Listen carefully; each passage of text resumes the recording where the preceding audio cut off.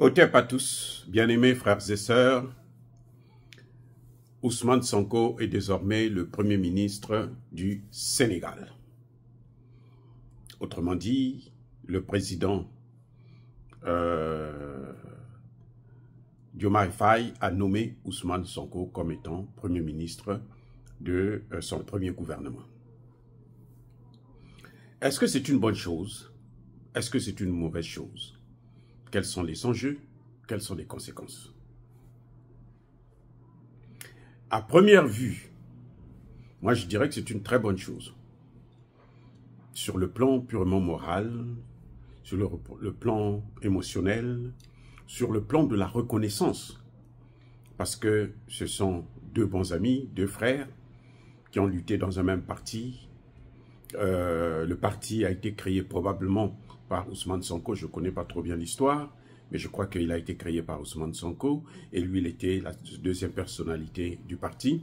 Et quand Ousmane Sonko ne pouvait pas se présenter pour des raisons politico-judiciaires, alors Ousmane Sonko l'a choisi comme candidat à sa place, au lieu de laisser la chaise vide. Donc ça, c'est une récompense, en quelque sorte. Nommer Ousmane Sonko Premier ministre, c'est une récompense, et ça va de soi. Il fallait s'y attendre. Dans ma dernière vidéo, je le disais. Quand j'ai critiqué la présence de Ousmane Sonko avec Diomaye Faye à la rencontre de Macky Sall, au commencement même, la première rencontre qu'ils ont eue avec Macky Sall, je disais que la place d'Ousmane Sonko n'est pas là. Parce qu'il n'a pas été élu, c'est pas lui qui a été élu. Et il n'est pas le secrétaire, le Simbasak comment on appelle ça, de Diomaye Faye. Donc, je disais, il n'a qu'à attendre quand il va être nommé, probablement Premier ministre ou Président de l'Assemblée. Président de l'Assemblée, ce serait un peu plus dur parce qu'ils n'ont pas la majorité. Mes excuses, ça se passe par voie de vote. Donc, si on passe par le vote et qu'il perd le vote, donc il risquera de errer. Donc, il vaut mieux le nommer Premier ministre. Maintenant, est-ce que c'est une bonne chose sur le plan politique? Sur le plan de l'éthique, de la morale? Oui, c'est une très bonne chose. Eh oui, n'importe qui l'aurait souhaité. Mais est-ce que sur le plan politique, c'est une bonne chose? Là, moi, je suis très dubitatif. Je me dis, je crois que ce serait mieux pour Ousmane Sonko de garder la tête du parti, comme ça, de continuer à mobiliser la jeunesse, afin que l'action du président puisse aller de l'avant. Mais, quelque part, vous savez, donner des ordres de loin, à distance, quand on n'est pas soi-même sur le terrain, c'est pas soi-même qui dirige les travaux, c'est pas toujours sûr que ça puisse s'appliquer. Donc parfois c'est mieux d'être là soi-même. Donc là, le problème c'est que Ousmane Sonko n'a plus d'excuses. Ah oui. S'il n'y a pas la sortie du franc CFA, le départ des bases militaires françaises, si le problème n'est pas posé sur la table d'ici quelques mois, Ousmane Sonko aura échoué, Diomaye Faye aura échoué, les deux auront échoué. Mais l'opposition va commencer à se constituer contre eux. En quelque sorte, c'est comme si on a mis tous les œufs dans un même panier. Et que si y a quelque chose qui se passe et le panier tombe, eh ben vous perdez tout. Oui.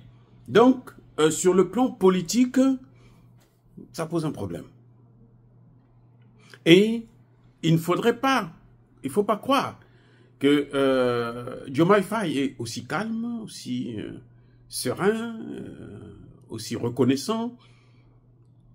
Il vient de prendre le pouvoir, il ne connaît pas encore les aléas du pouvoir, il ne connaît pas encore les avantages du pouvoir.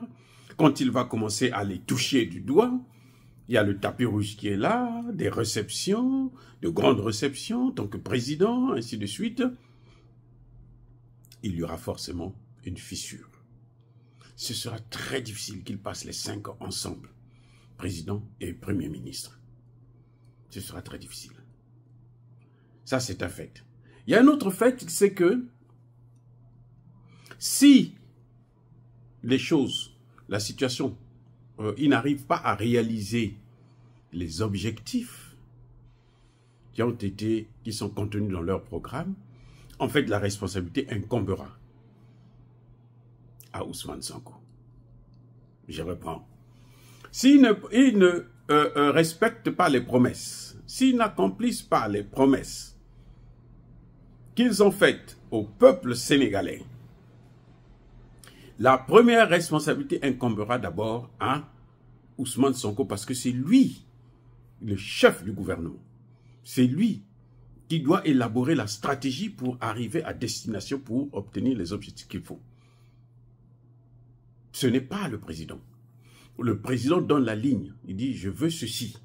Maintenant, le Premier ministre cherche des moyens pour mettre à exécution. Et comme le Premier ministre, c'est Ousmane Sonko, qui est l'un des artisans, des architectes, autant pour moi, du programme du PASTEF, alors il prendra toute la responsabilité. En politique, il y a ce qu'on appelle des fusibles. Quand dans une situation, il y a un problème, un fusible saute. Et le fusible, ça n'a jamais été celui qui a la tête. Non, jamais. C'est un cas qui s'est passé entre Pierre Bérégovoy et François Mitterrand. François Mitterrand, Premier ministre, Pierre Bérégovoy, ministre... François Mitterrand, président, Pierre Bérégovoy, Premier ministre. On disait que c'était un bon Premier ministre parce qu'il a rendu le franc français fort, il est parti de rien, avec un CAP, il est arrivé Premier ministre et il a fait un travail excellent. Mais il y a eu un problème de délit d'initié, où le président a donné l'information au Premier ministre, le Premier ministre a donné l'information à une autre compagnie, et puis cette compagnie a acheté après les privatisations et a revendu, et les bénéfices certainement qui se sont partagés, ainsi de suite, et c'est arrivé au sommet. Quand l'affaire a éclaté, qu'il y a eu délit d'initié, eh bien, qu'est-ce qui s'est passé? François Mitterrand a sacrifié son Premier ministre. Donc, en politique, ce n'est pas quelque chose de nouveau. Vous voyez, il y a un autre aspect de problème qui va apparaître. C'est que si ce gouvernement, ce pouvoir, ce régime échoue, alors l'espoir d'Ousmane Sonko d'être un jour président, eh bien, ça m'énuse. Et oui, ce n'est plus évident. Parce que Ousmane Sonko ne pourra être président que si ils réussissent à mettre en œuvre les promesses qu'ils ont faites. Et les promesses essentielles, ce que les Sénégalais attendent de ce gouvernement, de ce régime, c'est d'abord les bases militaires étrangères, françaises et américaines, qui doivent sauter. Ensuite, c'est le franc CFA qui doit disparaître. Maintenant, attention, il faut faire très attention. Ousmane Sonko dit qu'on va aller vers le changement de monnaie avec la CEDEAO ensemble. Si ça ne marche pas avec la CEDEAO, à ce moment, nous allons avoir notre propre monnaie. Bon, question. La CEDEAO a combien de monnaies? La CEDEAO a 2 monnaies. Écho. Quand Ousmane Sonko parle, quand Diomaye Faye parle de la monnaie CEDEAO, il parle de quelle monnaie?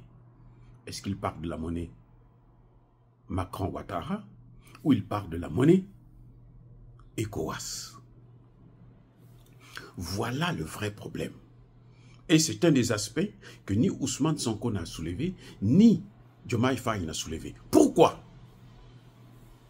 Parce que, probablement, eux, ils parlent du Wakan, de l'écho que Emmanuel Macron veut encore imposer aux pays africains via Alassane Ouattara. Oui. Parce que c'est ça. Mais ça veut dire quoi?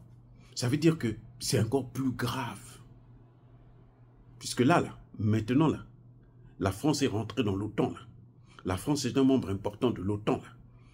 Ça veut dire que nous, on ne va plus travailler seulement pour l'Union européenne, on va travailler pour tous les pays de l'OTAN. Eh oui. Et pourquoi ils n'ont jamais parlé, fait la distinction? Parce qu'ils ont des choses à se reprocher. Et on va le voir. Vous allez voir. Parce que ce qui va se passer, c'est quoi? C'est que Emmanuel Macron sait que le franc CFA, là, c'est inévitable, il faut qu'il tombe. C'est d'ailleurs pour ça qu'il a créé son écho à lui.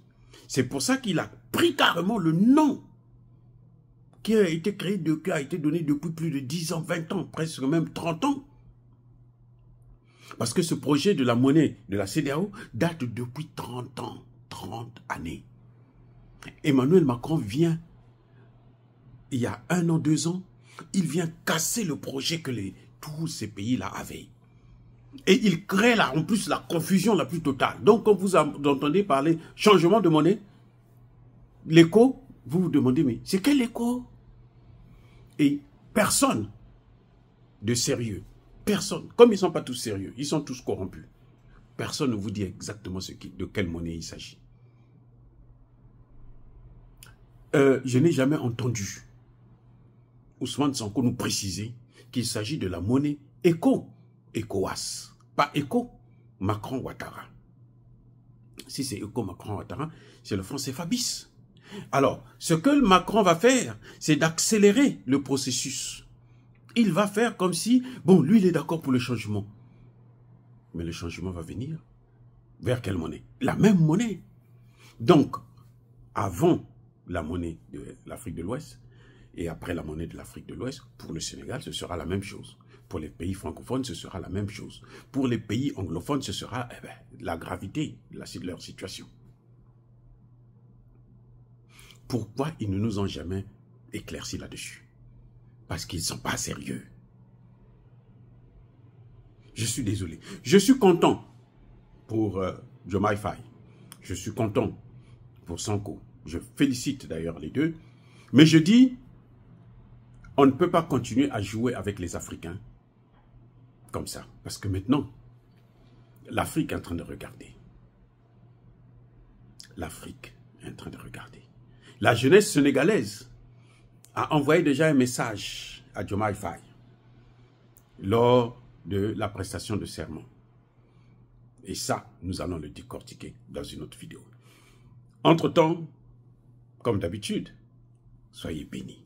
Soyez abondamment bénis par le Dieu des Kémites et par nos ancêtres angélisés. Mais que tous ceux qui persécutent le continent africain, le pillent et le déstabilisent, qu'ils soient noirs, blancs, chinois, arabes, juifs, indiens ou qui qu'ils soient punis, maudits, foudroyés, neutralisés, écrasés, effacés par le Dieu des Kémites et par nos ancêtres angélisés. Vive l'Afrique éternelle, j'ai dit et j'assume.